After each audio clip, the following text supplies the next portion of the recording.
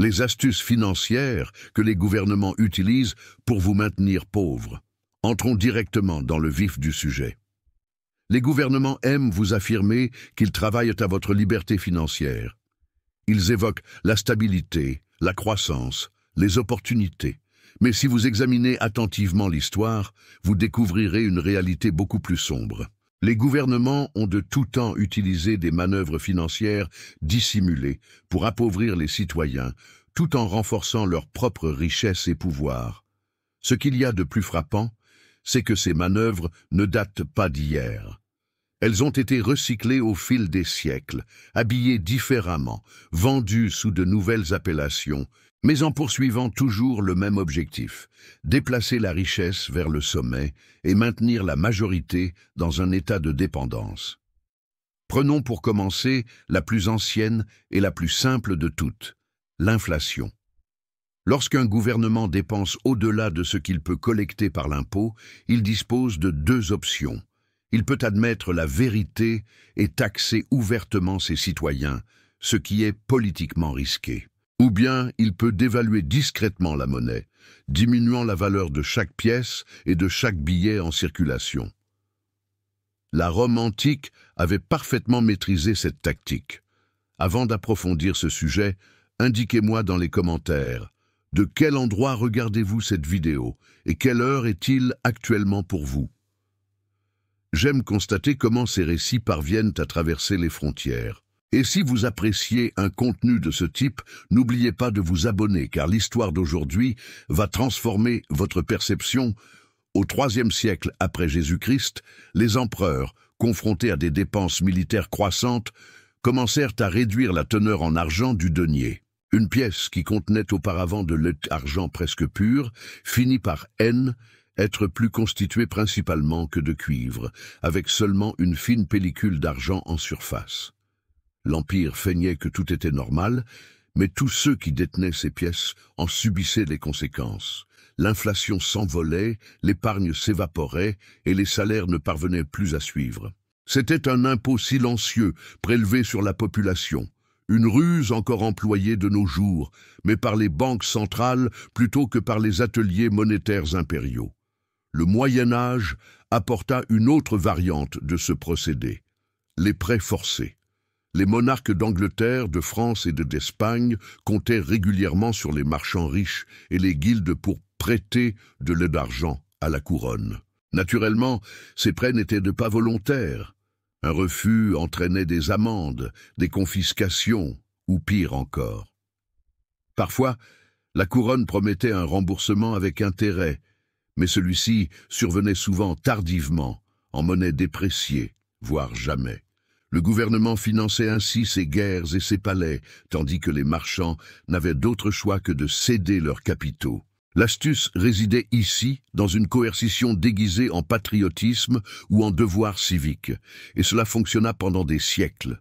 Au XVIIe siècle, le système financier lui-même devint le vecteur de la manœuvre.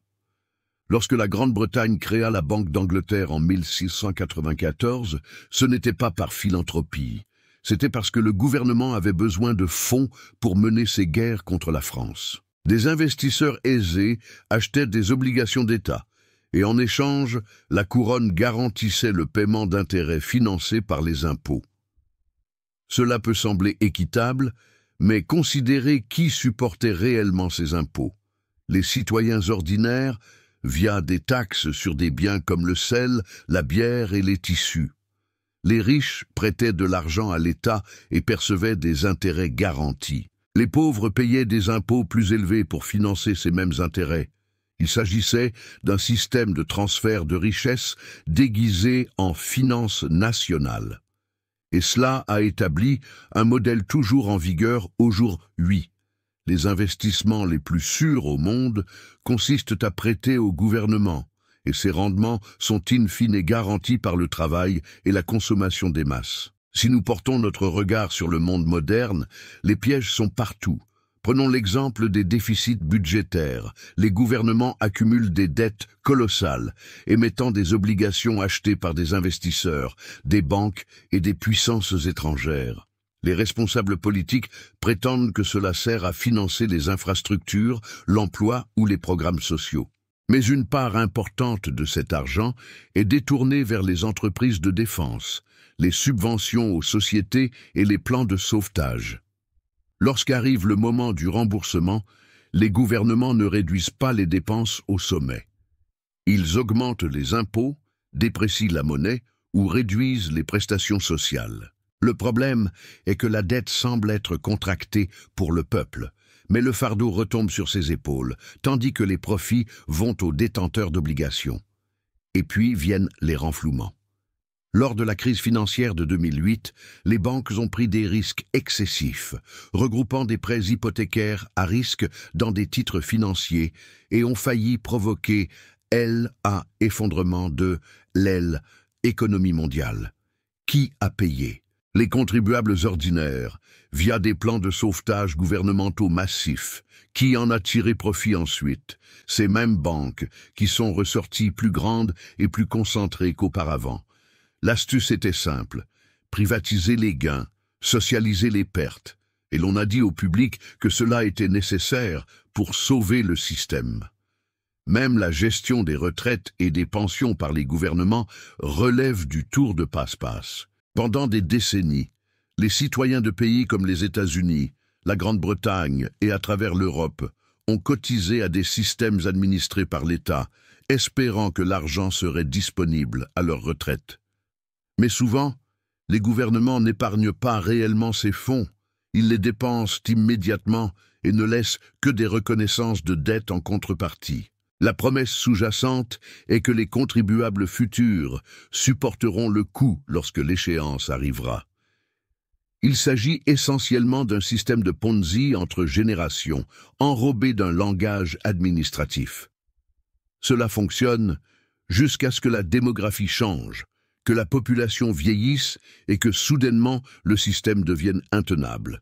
Le gouvernement le réforme, généralement en réduisant les prestations, en augmentant l'âge de la retraite ou en laissant l'inflation rogner la valeur des versements.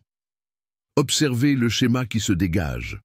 À chaque étape, le stratagème repose sur la perception.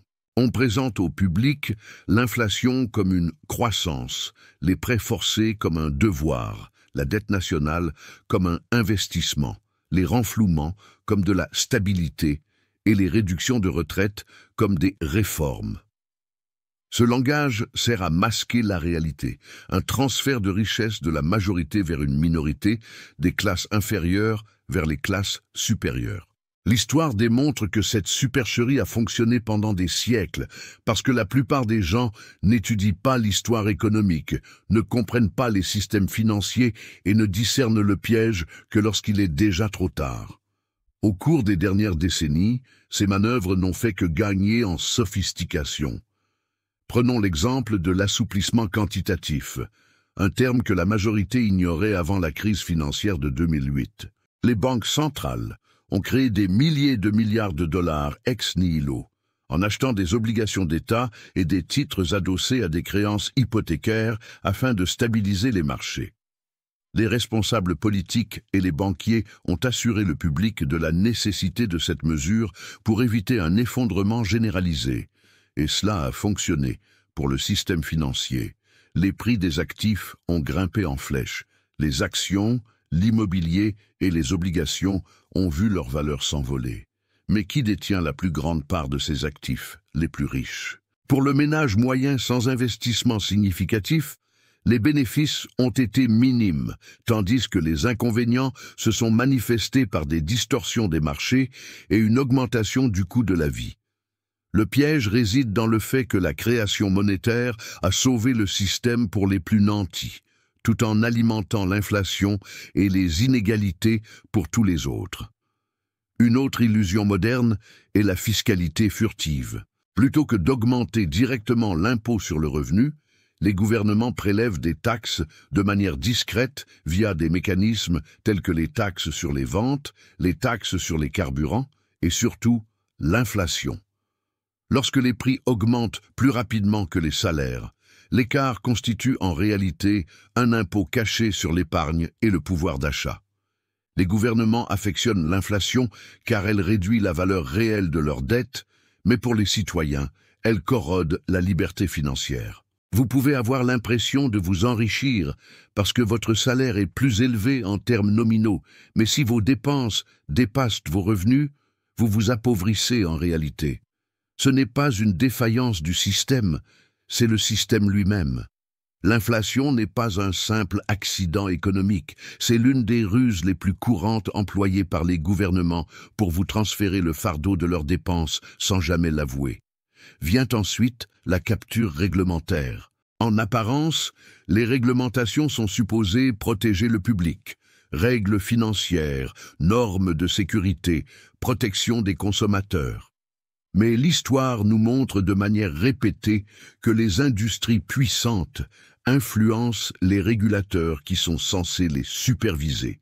Les chemins de fer au XIXe siècle, les compagnies pétrolières au XXe siècle et les technologies et la finance aujourd'hui, tous ont modelé les règles à leur avantage. C'est la même dynamique que celle apprise par les Peaky Blinders dans les rues de Birmingham. Il vaut mieux contrôler l'arbitre que de se battre contre les règles du jeu. Les gouvernements utilisent la réglementation comme un outil pour paraître protecteurs, mais dans les coulisses, les grandes entreprises créent des échappatoires qui étouffent la concurrence et préservent leurs profits. Le public perçoit une protection. Les initiés y voient du profit. Le financement de la guerre est un autre stratagème ancien remis au goût du jour. Pendant les Premières et Secondes Guerres mondiales, les gouvernements ont émis des quantités massives d'obligations, affirmant aux citoyens qu'il était de leur devoir patriotique de les acheter. Les gens croyaient soutenir leur nation, ce qui était vrai, mais ces obligations sont également devenues des investissements lucratifs et sans risque pour les riches, garantis par les impôts futurs. Au XXIe siècle, la tendance se perpétue.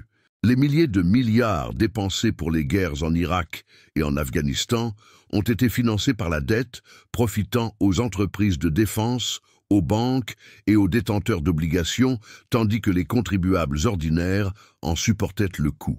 Le problème est que les guerres sont toujours présentées comme des urgences temporaires, mais le fardeau financier persiste sur plusieurs générations, bien après le retour des soldats. Les gouvernements utilisent également la complexité elle-même comme une manigance financière. Des codes fiscaux s'étalant sur des milliers de pages, des instruments financiers si complexes que même les professionnels peinent à les expliquer, des budgets truffés de postes cachés et de jargon. Tout cela crée un environnement où le citoyen ordinaire ne peut pas suivre la circulation de l'argent. La complexité devient un camouflage. Lorsque l'on ne voit pas le transfert de richesse, on ne peut pas y résister. Dans la Rome antique, les pièces dépréciées étaient un signe tangible de la supercherie. Aujourd'hui, ce sont des bilans dissimulés sous des acronymes et des programmes obscurs. La tromperie est identique, rendre les choses trop complexes pour que le public puisse les comprendre, afin que le transfert passe inaperçu. Pourquoi est-ce important aujourd'hui? Parce que ces supercheries sont toujours d'actualité et s'accélèrent. L'inflation ronge votre épargne. L'endettement s'alourdit chaque année. Les renflouements demeurent le réflexe privilégié lorsque les marchés chancellent. Les banques centrales continuent de manipuler la masse monétaire, tandis que les gouvernements répercutent les coûts sur le public de manière si indirecte que la plupart des gens n'établissent jamais le lien. Il en résulte un système conçu pour vous faire travailler plus dur pour une richesse réelle moindre, tandis que l'élite financière consolide sa position. La leçon de l'histoire est non seulement que ces supercheries existent, mais qu'elles reviennent inlassablement. Lorsque Rome dépréciait sa monnaie, les citoyens souffraient. Lorsque les monarques imposaient des emprunts forcés, les marchands perdaient leur fortune. Lorsque les États modernes pratiquent l'inflation et l'endettement, les ménages ordinaires en supportent le fardeau. À des époques différentes, le même mécanisme. Et voici la dure vérité. La majorité des gens n'échapperont jamais à ces pièges, car ils ne réalisent même pas qu'ils sont manipulés. Ils considèrent l'inflation comme naturelle, les impôts comme inévitables, et les renflouements comme des actes de bienveillance. Ils croient aux messages gouvernementaux au lieu d'étudier l'histoire économique. Et cette ignorance est le piège le plus puissant de tous. Lorsque les gens oublient le passé, ils ne peuvent pas reconnaître sa répétition. C'est pourquoi les gouvernements et les élites préfèrent un public non éduqué en matière financière. L'éducation financière est une forme de résistance. L'histoire économique est une arme. Si vous connaissez les pièges, vous êtes plus difficile à manipuler. Alors, que faut-il retenir de tout cela? Premièrement, regardez toujours au-delà des apparences et des déclarations officielles. Lorsque les gouvernements annoncent des plans de relance, demandez-vous qui en bénéficie en premier. Lorsque l'inflation s'accélère, souvenez-vous que ce n'est pas seulement une question de circonstances, mais une question de politique délibérée. Lorsque de nouvelles réglementations sont introduites, interrogez-vous sur leurs auteurs et leurs véritables bénéficiaires. Deuxièmement, construisez une richesse réelle en dehors de ces pièges. Acquérez des actifs qui peuvent préserver leur valeur même lorsque la monnaie se déprécie. Troisièmement, ne présumez jamais que le système fonctionne dans votre intérêt simplement parce qu'il le prétend. Les systèmes sont conçus pour se protéger eux-mêmes, pas pour vous protéger vous. L'histoire ne se répète pas à l'identique, mais si vous ne la comprenez pas, ses conséquences vous affecteront tout autant. Les escroqueries financières qui ont ruiné les citoyens romains sont les mêmes qui vident votre compte en banque aujourd'hui, simplement exprimées dans un langage contemporain. La seule différence réside dans votre capacité à les reconnaître à temps. Si cette analyse vous a offert une perspective nouvelle, abonnez-vous. L'histoire détient les réponses, et je vous montrerai où les chercher.